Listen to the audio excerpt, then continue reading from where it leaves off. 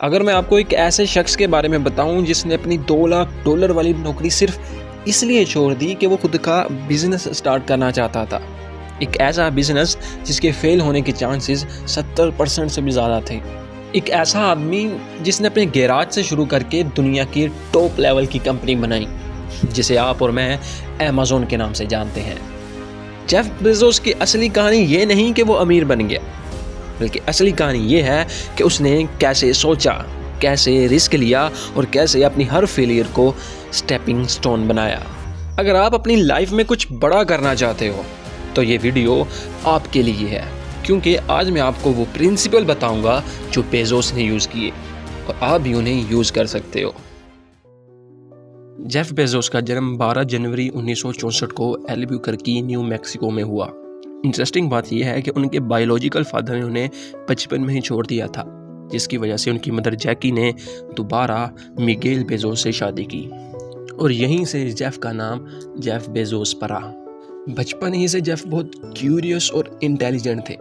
School में ही उसने एक इलेक्ट्रिक अलार्म बनाया था, जिसको उसने अपने दरवाजे पर लगाया ताकि अगर जब कभी भी उसके छोटे भाई बहन उसके कमरे में दाखिल होते तो उसे पता चल जाता। ग्रेजुएशन कंप्लीट करने के बाद जेफ वॉल स्ट्रीट चले गए।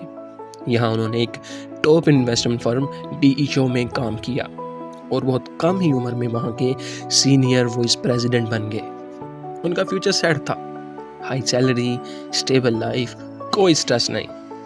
लेकिन 1994 में सब कुछ बदल गया। उसने एक अजीब सा डाटा देखा कि इंटरनेट हर साल 2300% की स्पीड से ग्रो कर रहा था। यहीं पर जेफ को अपनी लाइफ का सबसे बड़ा सवाल मिला। उसने सोचा, मुझे इस इंटरनेट बूम का हिस्सा बनना चाहिए या फिर अपनी कंफर्टेबल जॉब करनी चाहिए। उसने अपने इस सवाल का जवाब ढूंढने के लिए एक बहुत ही इम्पोर्टेंट फ्रेमवर्क यूज़ किया, जिसे कहते हैं रिग्रेट मिनिमाइजेशन फ्रेमवर्क। उसने खुद से सवाल किया कि जब मैं 80 साल का हो जाऊंगा तो मुझे किस बात का सबसे ज़्यादा रिग्रेट होगा। क्या मुझे इस बात का सबसे ज़्यादा रिग्रेट होगा कि मैंने एक स्टेबल जॉब छोड़ दी, या फिर इस बात का रिग्रेट होगा कि मैंने एक ऐसा बिजनेस स्टार्ट नहीं किया जिसके ग्रो होने के चांसेस 80% से भी ज़्यादा थे। जेफ ने हिम्मत करके अपनी कंफर्टेबल जॉब छोड़कर अपने स्टार्टअप पर काम करने का फैसला किया, जिस पर सब लोगों ने उन्हें पागल बोला। बेजोस ने सियाटल में अपना सफ़र शुरू किया। उसका पहला ऑफिस उसके रेंट के घर का एक गैराज था। उसने एक पुराने से दौर से एक टेबल बनाया, जिसकी एक फ़ोटो आज भी अमेज़न के हेड ऑफिस में मौजूद है। उसने स्टार्टिंग में किताबों को ऑनलाइन बेचने का सोचा, लेकिन किताबें ही क्यों? क्योंकि बुक्स की वैरायटी सबसे ज़्यादा थी। कोई भी फिजिकल स्टोर इतनी सारी किताबों को अपने स्टोर में नहीं रख सकता था जितना अमेज़न उन्हें अपनी वेबसाइट पर लिस्ट कर सकता था। लेकिन शुरुआत इतनी आसान भी नहीं थी। जब वो पहली बार इन्वेस्टर से फंड लेने गया तो इन्वेस्टर्स ने उसे डांटा। एक इन्वेस्टर ने तो सीधा ये तक कह दिया था कि what the hell is this internet, तुम्हारी कंपनी में हमारा पैसा डूब जाएगा।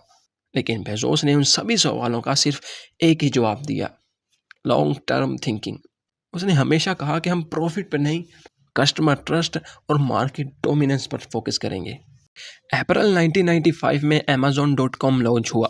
पहले ही महीने में अमेज़न ने अमेरिका के 50 से ज़्यादा स्टेट्स और 45 से ज़्यादा कंट्री में सेल्स की।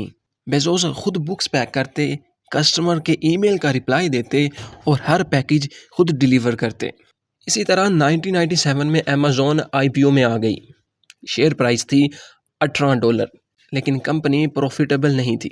लोग बेजोस को क्रिटिसाइज़ करते थे, ये कंपनी सिर्फ पैसा जलाती है, प्रॉफिट कहाँ है? लेकिन बेजोस का विजन अलग ही था। वो प्रॉफिट नहीं, एक एम्पायर बिल्ड करना चाहते थे। जब साल 2000 में .com बबल बर्स्ट हुआ तो थाउजेंड ऑफ इंटरनेट कंपनी बर्बाद हो गई, जिसमें अमेज़न का स्टॉक भी $106 से गिरकर सिर्फ $6 तक रह गया था। 94% क्रैश। लोग कहते थे कि अमेज़न भी डूब जाएगी, लेकिन बेजोस ने पैनिक होने के बजाय अपनी कंपनी पर फोकस करने का सोचा। उसने वेयर हाउस ऑटोमेशन पर फोकस किया, कस्टमर एक्सपीरियंस को इम्प्रूव किया और थर्ड पार्टी सेलर्स को प्लेटफॉर्म दिया ताकि वो आकर अपनी प्रोडक्ट सेल कर सकें। और देखते ही देखते अमेज़न दोबारा ग्रो करने लगी। अमेज़न की कामयाबी इन 3 पिलर पर खड़ी है, जिसमें से नंबर 1 है कस्टमर ऑब्सेशन। अमेज़न ने हमेशा कस्टमर को पहले रखा। बेजोस की मीटिंग में एक चेयर हमेशा खाली रहती, वो अक्सर कहता कि ये चेयर दुनिया के सबसे कीमती इंसान की है, और वो है कस्टमर। उन्होंने कस्टमर रिव्यूज़ को सबसे ज़्यादा वैल्यू दी। अगर कोई प्रोडक्ट अमेज़न की साइट पर अच्छा नहीं था तो भी वो रिव्यू दिखाते थे। क्यों? ताकि ट्रस्ट बने। इसी फोकस ने अमेज़न प्राइम और उसकी फास्ट डिलीवरी को जन्म दिया। नंबर 2, नाकाम होने की हिम्मत। बेजोस कहता था, if you are going to invent you have to be willing to be misunderstood.